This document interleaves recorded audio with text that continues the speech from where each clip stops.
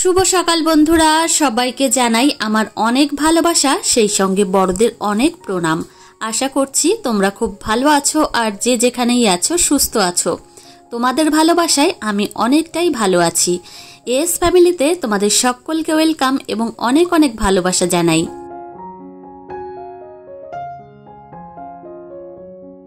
আজকে হলো শনিবার আর এখন ঘড়িতে সময় সকাল 9টা। মাম্মামকে এই যে খাওয়াতে নিয়ে এসেছি। তো চলো বন্ধুরা, তোমাদেরকে সঙ্গে নিয়েই কিন্তু আজকের ব্লগটি এখন থেকেই শুরু করছি। কি বলো তো, আগের দিন আমি ভিডিও আপলোড দিতে পারিনি, কেননা আমাদের বাড়ির পাশে একটা অনুষ্ঠান হচ্ছিল, এত পরিমাণে আওয়াজ হচ্ছিল, ওই জন্য ভয়েস ওভার দিতেই পারিনি। ওই জন্য কিন্তু ভিডিওটা আমি দিতে পারিনি। আর সত্যি কথা বলতে, একটা দিন ভিডিও না দিতে পারলে যে কি কষ্ট হয়, যে ভিডিও করে সেই কিন্তু জানতে পারে। তো এদিকে দেখো, মাম্মামকে আমি সকালের খাবারটা খাইয়ে দিচ্ছি। মাম্মামকে আজকে সকালে আমি সেরেলাক খাওয়াচ্ছি। আজকে আমি অনেক সকালে স্নান করে নিয়েছি। সকালে রান্নাবান্না আজকে অনেক সকাল সকাল হয়ে গেছে। আর ঠাকুর পুজো এখনও দিইনি। ভেবেছিলাম যে মাম্মাম ঘুম থেকে ওঠার আগেই ঠাকুর পুজোটা করে নেব, কিন্তু হলো না। এই যে মাম্মাম ঘুম থেকে উঠে গেছে, ওকে ফ্রেশ করালাম আর এই যে এখন খাইয়ে দিলাম। তো এখন আবার ঠাকুর পুজো করতে যাব। তো এইভাবেই কিন্তু সকালটা কাটছে। আর এই যে দেখো মাম্মাম, তো মাম্মামের খাওয়া হয়ে গেলে কিন্তু ওর মনটাও অনেকটা পরিমাণে ভালো লাগে। আর সকাল থেকেই কিন্তু একটু টেনশন থাকে যে মেয়েকে কখন খাওয়াবো, ও একটু হাঁটাচলা করবে, তারপর কিন্তু আমি সকালের খাবারটা খাবো। মা হওয়ার পরে আমার মধ্যে একটা পরিবর্তন এসেছে, সেটা হচ্ছে মাম্মামকে না খাইয়ে আমার খাবার খেতে ইচ্ছা করে না। অনেক সময় আমার শাশুড়ি মা বলে যে মাম্মাম এখন ঘুমিয়ে রয়েছে কিংবা মাম্মাম খেলা করছে, এই ফাঁকে তুমি খাবার খেয়ে নাও। কিন্তু সত্যি কথা বলতে আমার খাবার খেতে ইচ্ছা করে না। মনে হয় যে মেয়েটার পেট খালি রয়েছে, ও আগে ঘুম থেকে উঠুক বা ওকে আগে খাইয়ে দিই, তারপর আমি খাবো। সেটা সকালে হোক, দুপুরে হোক বা রাত্রে হোক। তো মামামকে এখন তো আমি 5 বেলাই খাওয়াই। তো এদিকে খাওয়া দাওয়া আমার হয়ে গেছে। এখন কিছু বাসন কোসন রয়েছে, সেইগুলো এখন হাতে হাতে ধুয়ে রাখছি। মামাম ওদিকে খেলা করছে, তো ভাবলাম কি এইদিকে আগে কাজকর্মগুলো করে নিই, তারপর কিন্তু ঘরে যাব।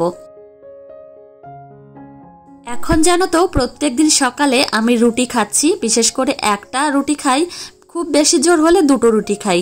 তো রুটি খেয়ে কিন্তু অনেকটা পরিমাণে শরীরে পরিবর্তন হয়েছে। আগে ওয়েটটা একটু বেশি ছিল, এখন কিন্তু একটু নিয়ন্ত্রণে এসেছে। তো এখন ভাবছি যে সকালের দিকে ভাত না খেয়ে এইভাবে একটা হলেও রুটি খাবো। যাই হোক, তোমাদের সঙ্গে গল্প করতে করতে এইদিকে দেখো বাসন কোসনগুলো মেজেও নিলাম, সেই সঙ্গে ধুয়ে পরিষ্কার করে নিলাম। তো মামামের জন্য এখন একটা ডিম সিদ্ধ করব। মামামকে আজকে স্নানের আগে একটা ডিম খাওয়াবো আর মৌসুমী লেবুর রসও কিন্তু খাওয়াবো। এদিকে আমি মামামের জন্য একটা ডিম সিদ্ধ দিয়েছিলাম আর এপাশে চা বানিয়েছি। এখন এই মিস্ত্রির দাদাদের দিতে এসেছি। আর এদিকে দেখো ওয়ার্ড্রপ কিন্তু প্রায় কমপ্লিট হয়ে গেছে। তো এখন সানমাইকার লাগালে কিন্তু হয়ে যায়। আর এখন বাইরে প্রচণ্ড পরিমাণে বৃষ্টি হচ্ছে। সকালের দিকে অবশ্য ওয়েদারটা বেশ ভালোই ছিল, কিন্তু এই যে দুপুরের পর থেকে বেশ বৃষ্টি হচ্ছে, সেই সঙ্গে মেঘলা আকাশ। তো এই যে দেখো একদম রাস্তায় জল জমে গেছে। বেশ ভালো লাগছে জানো তো এই ব্যালকনিতে এসে।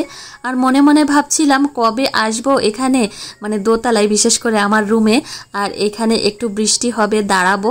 বেশ একটা ভালো লাগছিল আর কি। দোতলা থেকে তড়িঘড়ি করে চলে এসেছি নিচের তলায়। আর এখন মামামের জন্য আমি মৌসুমী লেবুর রস তৈরি করে নেব। তো এদিকে 2টো মৌসুমী লেবু নিয়ে এসেছি। আর জানো তো, আগের দিন তোমাদের দাদাভাই মৌসুমী লেবু এনেছিল, আর লেবুগুলো একদমই ভালো না, ভেতরের দিকে কেমন একটু শক্ত, একটু রস নেই। কিন্তু এই লেবুগুলো বেশ ভালো, ওই জন্য 2টো এনেছি। মৌসুমী লেবুর রস বের করা হয়ে গেছে। এখন কিন্তু এই গ্লাসের মধ্যে আমি ঢেলে নিচ্ছি। আর জানো তো, আগের দিনের লেবুগুলো তেমন একটা ভালো ছিল না, আজকের লেবুগুলো বেশ ভালো। তো 2টো লেবুতেই কিন্তু প্রায় 1 গ্লাস জুস বেরিয়েছে। তো এইদিকে আমি একটু চেপে চেপে নিচ্ছি। আর জানো তো, এই দানাযুক্ত লেবুর রস খাওয়ালে বাচ্চাদের অনেকটা উপকার হয়। ওদের কষা পায়খানা থাকলে কিন্তু অনেকটা পরিমাণে উপকার পাওয়া যায়। এই যে মামামকে এখন আমি মৌসুমী লেবুর রসটা খাইয়ে দেব। আর তোমাদের দাদা ভাই এখনো ঘরেই রয়েছে, মামামও কিন্তু ঘরে রয়েছে। তো তোমাদের দাদাভাই একটু কাজকর্ম করছে আর মামামকে এখানে খাটে বসিয়ে রেখেছি। তো ও একা রয়েছে ওই জন্যই তো তোমাদের দাদাভাই একটু চোখে চোখে দেখতে পারবে, আর আমি তো বাইরেই ছিলাম। তো এদিকে মামামকে ঝটপট করে দেখো খাইয়ে দিলাম। তো এইভাবেই কিন্তু ওর খুঁটিনাটি সমস্ত বিষয়, ওর খাওয়া থেকে শুরু করে সমস্ত কিছুই কিন্তু আমি গুরুত্ব দিয়ে থাকি। শুধুমাত্র মামামকে কিন্তু যত্ন করলেই হবে না, সেই সঙ্গে আমার ঘরটাকেও সুন্দরভাবে যত্ন করে পরিপাটি করতে হবে। তো এখন আমি বিছানাটা সুন্দরভাবে গুছিয়ে নেব। তো তোমাদের দাদা ভাই একটু বিছানার উপর শুয়েছে, ওই জন্য ভাবলাম যে ও শুয়ে রয়েছে, এদিকে আমি একটু আলনাটা গুছিয়ে নিই, সেই সঙ্গে ঘরের টুকিটাকি জিনিসপত্র গুছিয়ে নেব হাতে হাতে। তো এদিকে জামা কাপড়গুলো গোছাচ্ছি, সেই সঙ্গে মামাম দেখো একটা ফটো নিয়ে এসেছে, মানে ফটো ফ্রেম। তো নিচেই রেখেছি, এখনো টানানো হয়নি। মামাম এসে বলছে বাপি বাপি, মানে ওর বাপিকে দেখেছে, সেই সঙ্গে আমাকে দেখেছে। তো আমি বলছি এটা তুমি মামাম। তো ও নিয়ে গিয়ে আবার দেখছে, দেখো আয়নাই দেখা যাচ্ছে। তো এই যে আলনাটা সুন্দরভাবে গুছিয়ে নিয়েছি, আর এখন জানো তো মাম্মাম একটু একটু করে বড় হয়ে উঠছে, আর এই জিনিসপত্রগুলো টেনে টেনে নামিয়ে ফেলে। এদিকে দেখো আমার আলনাটা কিন্তু সুন্দরভাবে গুছিয়ে পরিপাটি করে নিয়েছি, আর মনে মনে ভাবছি যে আলনাটা কি এখানেই থাকবে যখন দোতলায় যাব, না ওপরতলায় নিয়ে যাব, কি জানি কি হবে, তোমাদের দাদাভাইয়ের ওপর নির্ভর করছে। তো এদিকে চলো আমার ওয়েটটা কত তোমাদেরকে দেখাই। তো দেখো এই ওয়েট মেশিনটা তোমাদের দাদাভাই কিনে রেখেছে ঘরে, যেহেতু মামামের ওয়েটটাও মাপতে হয়, আর একটু ওয়েটের দিকে নজরও রাখি তোমাদের দাদাভাই আমার আর মামামের, ওই জন্য কিন্তু এটা কেনা। আর এই যে দেখো বাইরে চলে এসেছি, তোমাদের দাদাভাই বৃষ্টির জন্য ঘরে আটকে ছিল, বৃষ্টি এখন কমেছে। এই যে তোমাদের দাদাভাই এখন বাজারে যাচ্ছে, মিস্ত্রি দাদারা অবশ্য জিনিসপত্র আনতে দিয়েছে, কি কি জিনিস সেগুলো আনতে যাচ্ছে। আর এইদিকে মাম্মাম দেখো ভেজা রাস্তা দিয়ে কিভাবে হাঁটছে, আমার তো ভয়ই লাগছিল মাম্মাম পড়ে না যায়। তো মাম্মাম কিন্তু খুব সাবধানে হাঁটাচলা করে।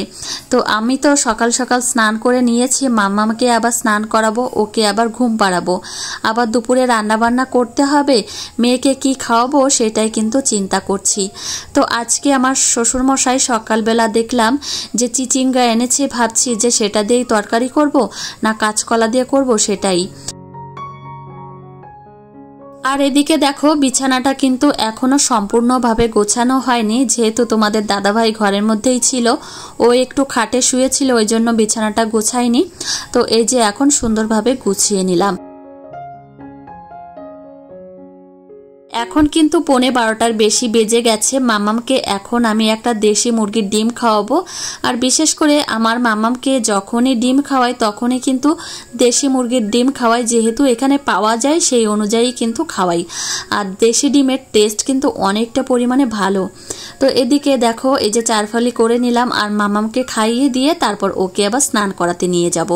তো এই যে দেখো মামামকে স্নান করাতে নিয়ে চলে এসেছি, আর প্রচণ্ড পরিমাণে বৃষ্টি হয়েছিল জানো তো, আজকে দুপুরের পর থেকে প্রচণ্ড বৃষ্টি হচ্ছে। এই যে মামামকে বাথটবে জল দিয়েছি, মামাম নিজেই স্নান করছে। এদিকে দেখো আমার সোনামণি ঘুমিয়ে গেছে, আমি কিন্তু মশারিও টানিয়ে দিয়েছি। এখন যেহেতু প্রচণ্ড মশার উপদ্রব, ওই জন্য কিন্তু প্রত্যেকদিনই মশারি টানিয়ে দিই। আর এদিকে আমি চলে এসেছি এখন রান্নাঘরে, মামামের জন্য এখন আমি রান্না করব।